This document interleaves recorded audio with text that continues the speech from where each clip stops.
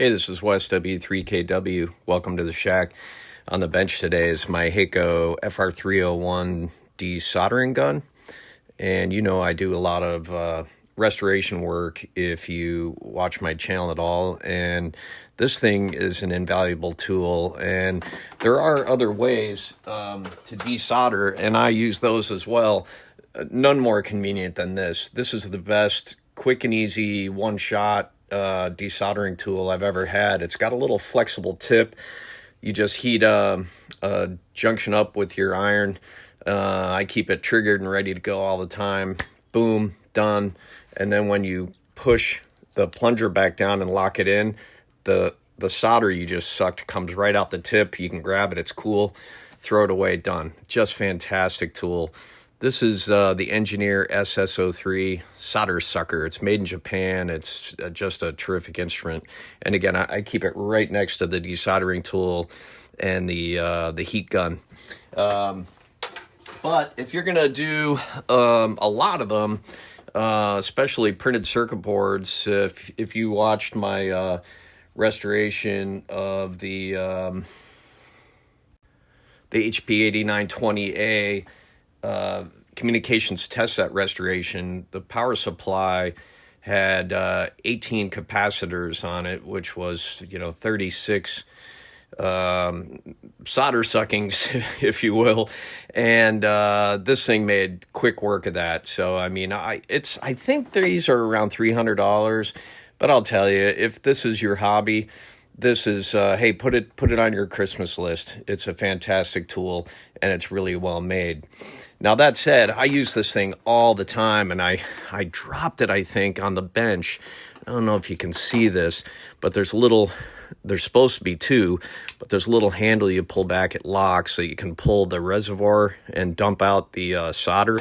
All you do is pull this end and dump the solder you sucked off, and then it's got a air filter on the back, which I always keep spares of, and I have a couple of spare parts because it's annoying when you have to stop work and you don't have them. So, and then I have a spare bottom as well. The solder comes in kind of at high speed and hits this thing so that it doesn't ruin the filter. And then you put it back together, you slide it in, and then you push the button. But it's a little unfortunate that this broke. But if you go to the HAKKO website, it has a list of all the parts, and then I go to T-Equipment, which is my usual supplier for things like that, and I found the part. So now I'm just going to figure out how to get this thing in there. And it looks like, let's see, pop this out. This is removable here on the back. I've never had to take it off. I'm not sure why it's removable. I suppose maybe to get to this hose. Looks like there's a little spacer here so that this hose doesn't get kinked. But if you look, it's a little invasive, it looks like. I'm going to have to, I think, pull this whole side off.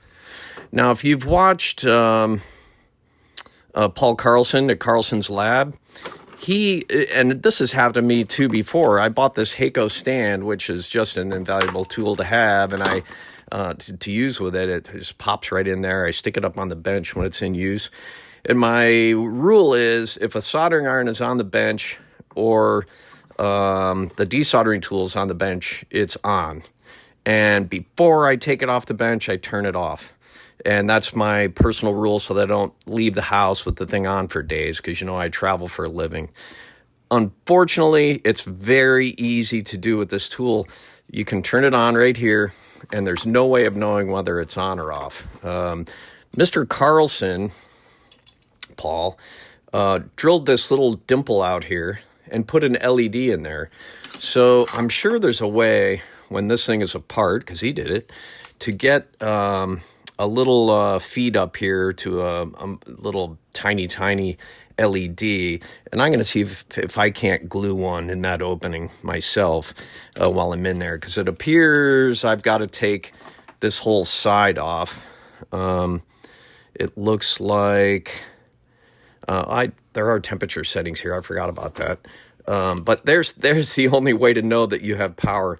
So I'll probably steal power from that. But unfortunately, it's away from you when it's when it's in the holder. So anyway, let me get this thing apart. Looks like there's just some Phillips screws here. Looks like a few have to come off the tip. And anyway, it does, if you need to change the tip while it's hot, it comes with this really handy tool.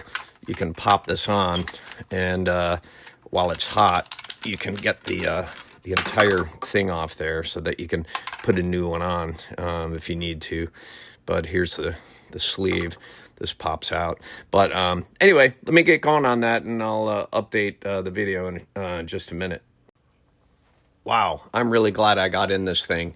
So I took the tip off and noticed that the actual tip didn't come with it. Where is it? It's inside there, but that thing's hot. I had to heat it up.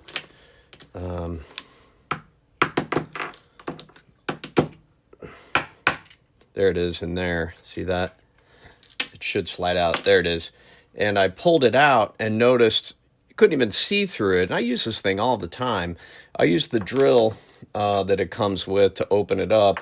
And then I looked inside the tip, and it was completely filled up in there. And it was still working pretty well, but now it's really going to work well because I don't know if you can see this pile of junk, but use the screwdriver. Now, normally, when the tip is still on, you can use this pin that it comes with to run through. And it does come out in the back here. You should be able to see it there, even when the tip is on. It does come out. You can see it there. But with the tip off, you can fit this a little bit larger screwdriver tool in there. And I couldn't even get it in. I had to force it. So that really opened it up. And boy, I got all kinds of crud out of it. So apparently I have not been very good to this thing maintenance-wise. So I am glad I opened it up. So I reviewed some videos. I looked at the manual, which is a free download. And I do have to open this up to get to this part. So anyway, but that's good because I'm going to try and steal some power off this LED anyway. Maybe not. The LED is only on when the element is heating. Even though it's plugged in and turned on, this turns off when the heating element is hot and not actually being powered. So it cycles on and off. So I may steal power somewhere else. We'll see. Because really the intent of having an LED on the back is to know whether the power switch is on or not. So let me see how that all works out. All right, let's get this thing apart.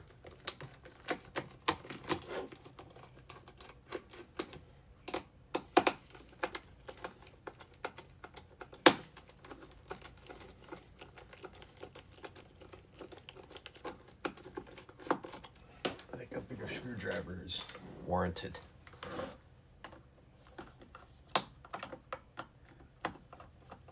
All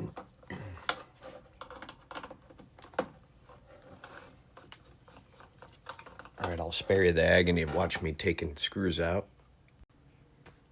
Okay, you pop those screws out, and just two on the top for the nozzle, and this side comes right off. This little thing is just a spacer for the tube. And then here's the part we need to pull to replace with this donor. And it doesn't look too hard. There's a spring in there. There's this little yellow piece that also has a spring on it. So you just need to be careful there. So I think I'm going to pull that out and then start looking around for a way to get an LED on the back of the on the unit so I can determine whether the thing's powered or not. We'll see.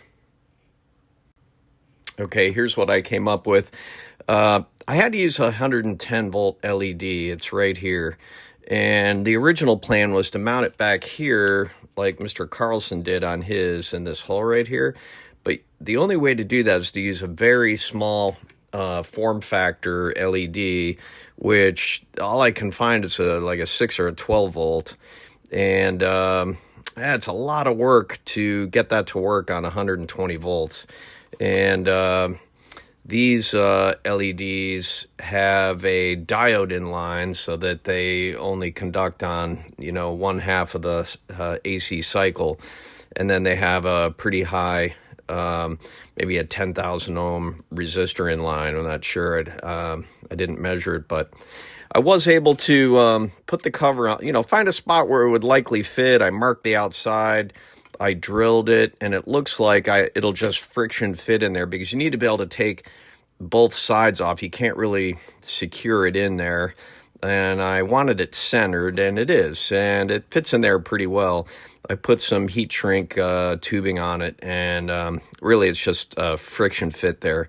So I need to get this cardboard cover back on, which I think should go on no problem. Looks like there's room. It goes about like that. Yeah, I think I'll put it back together and see how it does and show you the results. There's the broken part now replaced. So back together she goes, and I'll show you the finished product shortly. Well, I thought I'd show you before I put it back together. Once you put the cardboard on, it actually pinches down on the heat shrink tubing here and makes it fairly solid. I know it's not perfect, but it will certainly give me an indication of whether the unit is on or off while it's in the holder, which is the whole intent.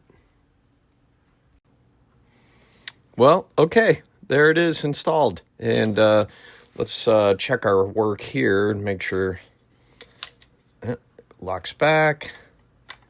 Goes this way. Put that in, push this yellow button. Boom.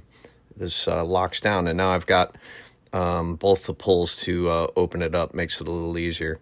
So to reinstall the tips, it couldn't be easier. And I just ordered some new ones just in case. Just melted that sucker onto my stand here. Anyway, you just pop it in, push it over, and then use this insertion tool. Boom, done. All right, let's plug it in and see how it looks.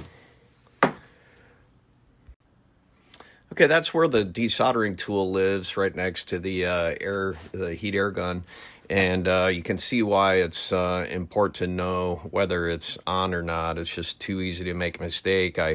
Before I leave the shack, anything that's plugged in and on the bench, like a soldering iron, is always turned off before it is put away. And the same with the desoldering tool, but the ability to have that blue light indicator is just really helpful. Let's see how it turned out.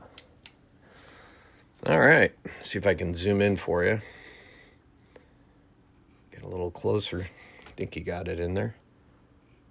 And this room is pretty bright, and it's certainly easy to see that. Wow, what a great project.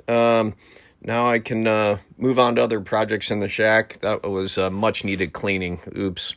So if you have one of these, I suggest taking it apart and cleaning it if you haven't done it in a while. And this is a nice little upgrade. Super cheap, not too invasive, and boom, works perfectly. Thanks for joining me. This is Wes, W3KW.